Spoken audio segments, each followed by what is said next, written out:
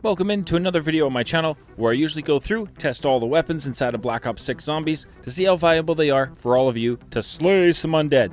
Now today we've got a special announcement.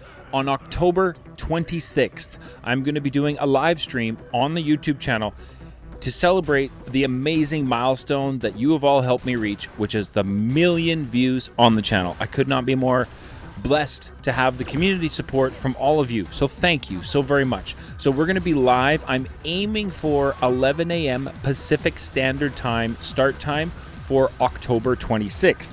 Now I'm going to be playing through a bunch of different zombies games. We might jump into some Battlefield 6. It's really kind of whatever I'm feeling on the day, so we'll see how that goes. It's going to be tons of fun. Love to see you all pop into stream. And I want to let you all know, during the stream, we will be doing a giveaway. So make sure you tuned in for that. Now, in today's video, we're going to dive in and we're going to be using an LMG that just shreds for the Death Pit event. And which LMG am I talking about? The GPMG7. And this thing is absolutely insane for this event. So in today's video, I'm going to kind of dive through quickly and take you to my strategy I have been using on the map, The Reckoning, for the Death Pit event. So without further ado, let's dive straight into the strategy video today.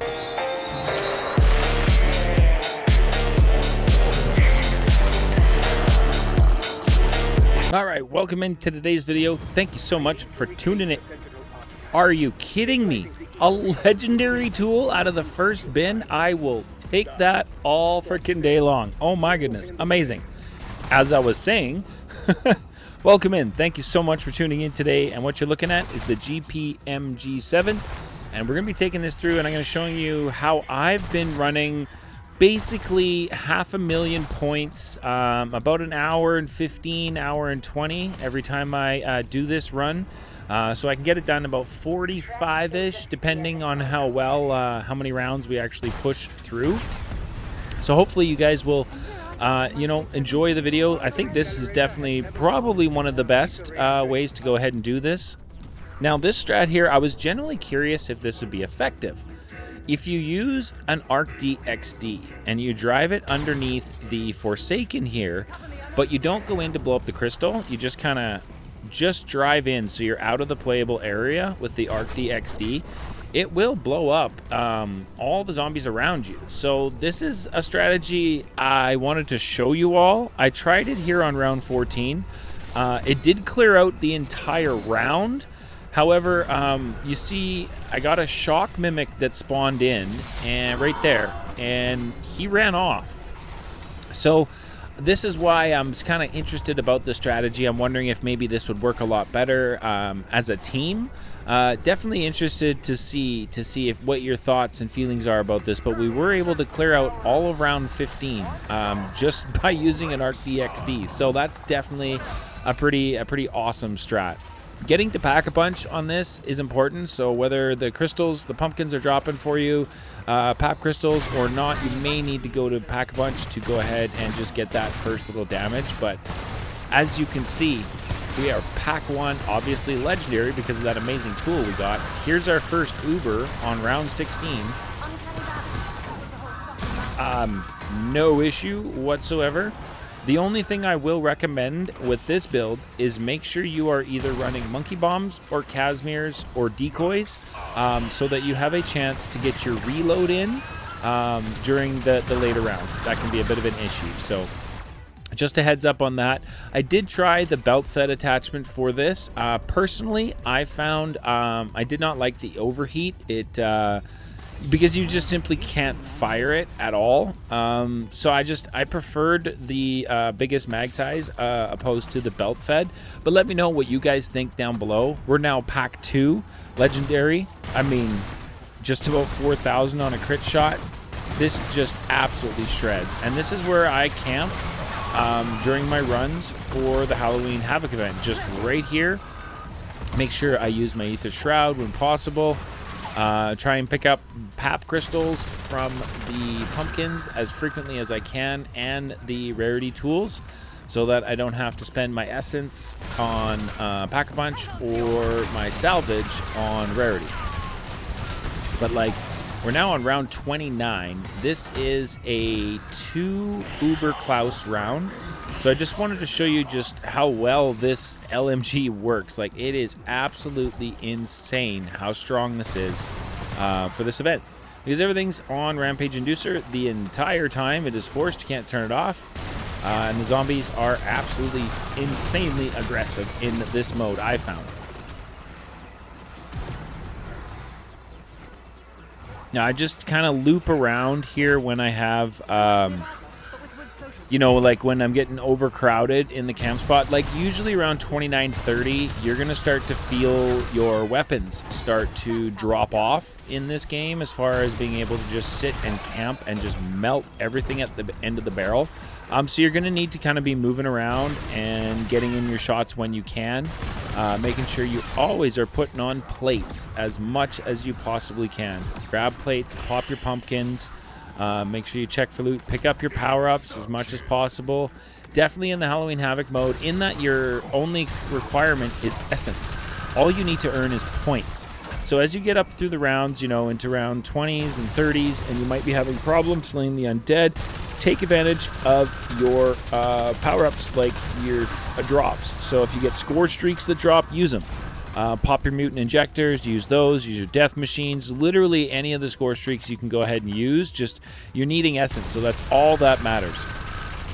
So that's what I usually do when we get up to the rounds. I might use a mangler, mutant injector, to kind of just get through a round and still be collecting that essence from killing the zombies, which is, you know, vital for this event.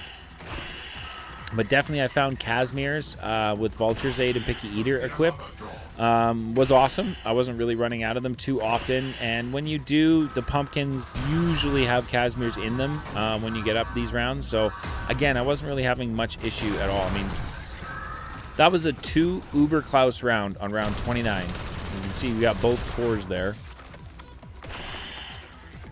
So like, this is incredible. Absolutely incredible.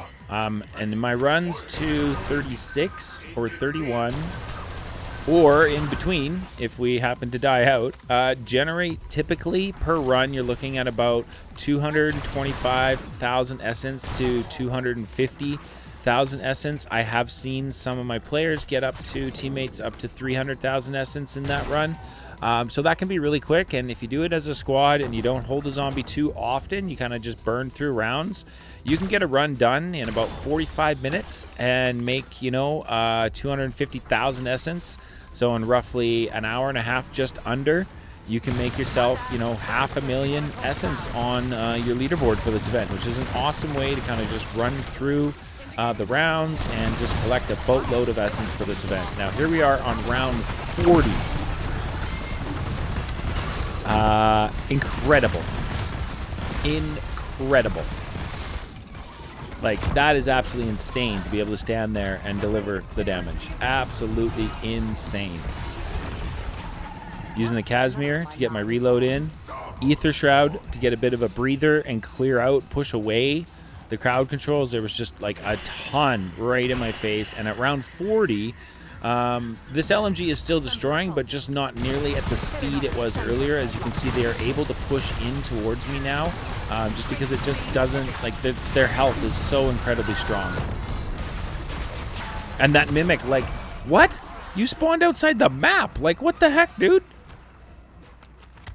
At this point, I was seriously considering, like, am I going to be able to re-up and keep running through rounds? Or are we looking at a better suggestion? Maybe head out? But then I had a mutant injector, and I was like, all right, so we can be good. We can wipe out the rest of this round. We should be able to with this mutant injector. Its damage scales as you go up to the rounds, so this is incredibly strong right now, which is absolutely amazing. Trying to get all that loot so I can get some more score streaks. Now here I had just a Doppelgas, and I was like, okay, we're good. We'll get rid of him. And then we'll pop out of my mutant injector. And round 41 spawned in. That was not what I was expecting. We don't have Jug. We don't have PhD. Ooh, this is not going to go well. I got PhD right there because I needed it to move. Got a monkey out. Went and picked the wrong score streak. I wanted a death machine. I picked a war machine. Great. pap crystal, which I don't need. Right here, I made the decision. I said, that's it. It's time to exfil. Let's see if we can get the heck out of the map. Now, I should have reloaded here. Definitely. But I wanted to get into exfil. Not feeling the most confident in this scenario, I will say, 100%. I will just let the footage roll, and you guys can all check and see how my match came to an end. But genuinely, I really do hope a bunch of you pop in to the million view celebration stream on October the 26th, starting at 11 a.m. Pacific Standard Time. That's the goal. Hopefully, I'll be able to be live at that time. If not, it'll be shortly afterwards. I'd really love to see a bunch of you guys pop into stream. Just an opportunity to kind of chit-chat with you all. As a whole, I'd love to thank you all for the support. And we're going to be doing a Black Ops 7 giveaway during the October 26th stream. So if you haven't hit the subscribe button, consider doing so now so you get the notification when you turn on the bell notifications that the stream is live on October 26th, so you do not miss out.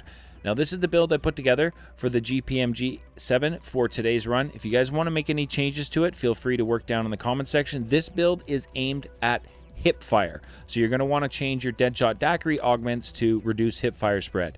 As always, a massive thank you for tuning in today, and I look forward to seeing you all on October 26th for the million view stream. Thank you so much for tuning in. We'll catch you in the next one.